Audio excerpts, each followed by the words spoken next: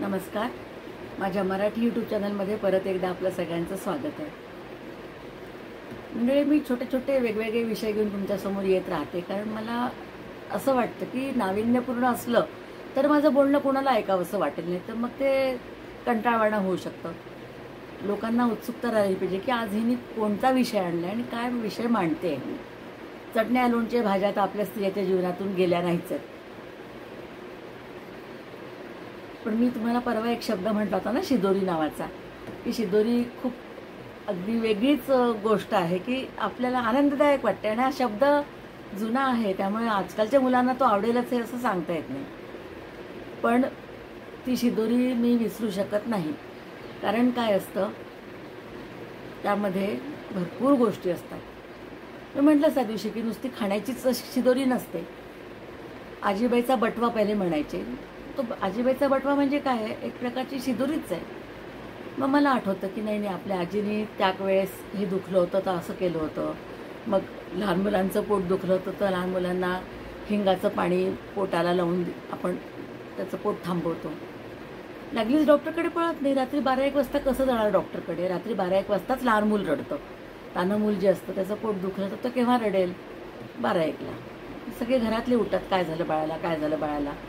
मग एखादी आमच्यासारखी आजी असते, तिला आठवलं पाहिजे पटकन की नाही बाळाला आपण हिंगाचं पाणी लावावं पोटाला. एकदम 2-3 मिनिटामध्ये पोट त्याचं दुखणं थांबतं आणि त्याचा गॅस रिलीज होऊन पोटातला जो सूळ निघाला असतो थंडीचा वगैरे, पावसाने थंडीने होतं मुलांना, ते कमी होतं.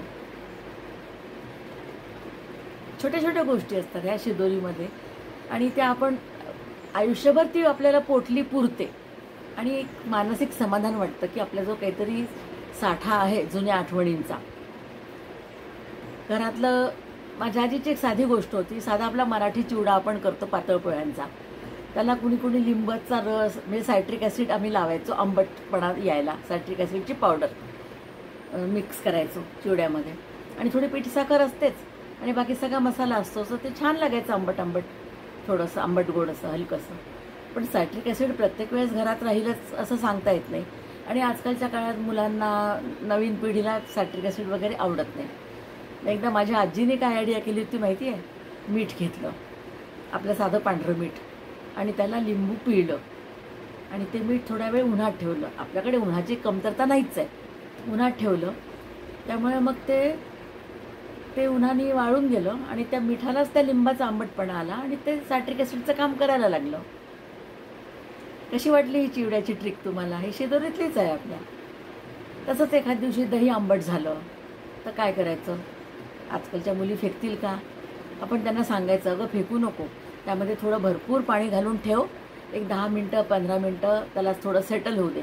ते खाली सेटल झालं की साधं साधं चांगलं पाणी वर येतं.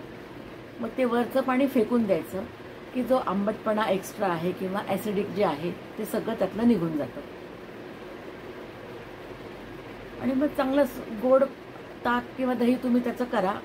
काही कोणाला जाणवत नाही की ॲसिडिक होतं, कालचं आंबट झालं होतं जास्त, मला नको, किंवा वास येतो विचित्र, असं काहीही वाटत नाही. कारण ते सगळं त्या पाण्यामध्ये निघून जातं. आणि मग आवडीने त्यात मीठ, साखर, जिरं पावडर काय टाकायचं तुम्हाला ते टाकून तुम्ही ताक करू शकता त्याचं. तसंच जर भरपूर दूध असेल आणि ते असं होत असेल की आता ते दुधाचं काय करायचं, तुम्ही रात्री त्याला दही लावून ठेवू शकता, विरजण लावून. आणि मग त्याचं दही झालं, 10-11 तासांनी दही बनतं. घट्ट दही बनलं की कपड्यामध्ये बांधून तुम्ही त्याचा चक्का करू शकता. आणि ह्याला की खूप वेळ लागतो असं नाही हो, 10-10 मिनटं जरी काढलेत तुम्ही, लक्ष द्यावं लागतं. तर ते चक्का बांधून ठेवा, 2-3 तासामध्ये त्यातलं पाणी निघून जातं. तर थोडी तुम्ही साखर मिक्स करा, तुम्हाला आवडेल तशी आंबटपणा पाहून त्याचा, तुमचं छान श्रीखंड तयार होतं. म्हणजे बासुंदी दुधासारखी घोटत बसायचं, गॅसवरती दूध ठेवून आटवत बसायचं, हा तुमचा टाईम तर जातो ना त्याच्याने. आणि दूध पोटात जातं, प्रोटीन्स तुमचे जे म्हणतात ते, त्याही श्रीखंड आवडीने सगळे खातात की छान लागते श्रीखंड म्हणतात. हे आपल्या सगळं शिदोरीमध्ये असतं. काय काय निघेल त्यातनं तुम्हाला सांगते. त्या शिदोरी म्हणजे एक घुटी, जन्मघुटी म्हणून पहिले यायची. त्या घुटीमध्ये घुटीचं सामान असायचं सगळं.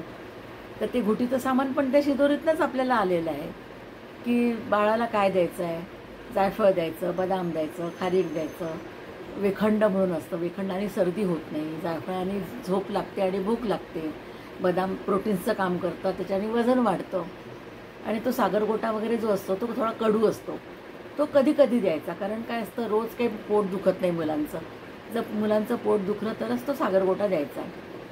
किंवा डिकेमाली म्हणा, पोटात जंत झाले तर, बाहेरून कोणाला साखर देत असले, आईचं दूध नसलं तर बाळाला साखर टाकून दूध द्यावे लागतं.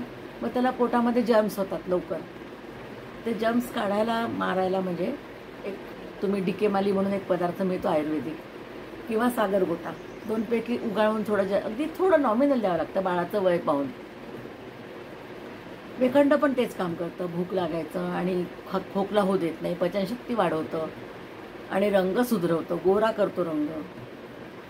मग ह्या अशा गोष्टी तुम्हाला बाहेर तुम्ही 2 दिवस वर्कशॉप करायला जाल तिथे कराल, त्यापेक्षा आपल्या घरातच सगळं आहे. आपल्या एक घरातली पोटली उघडली की तुम्हाला हे सगळं मिळेल त्याच्यामध्ये. अशा बऱ्याच गोष्टी असतात, फक्त समोरच्याला ऐकायला वेळ पाहिजे असतो की काय करायचं आहे, कसं करायचं आहे. जुने आपले भाजणी करायची बघा, आजकाल काय असं सगळीकडे रेडीमेडचा जमाना झालेला आहे, थालीपीठाची भाजणी विकत मिळते.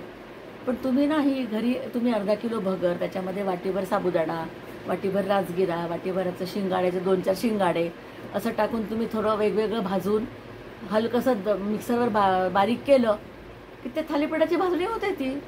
आणि करताना त्यात थोडा दाण्याचा कूट टाकायचा, हिरवी मिरची, जिरं, मीठ टाकून थालीपीठ करायचं किंवा उपमा करायचा, सुंदर उपमा तयार होतो.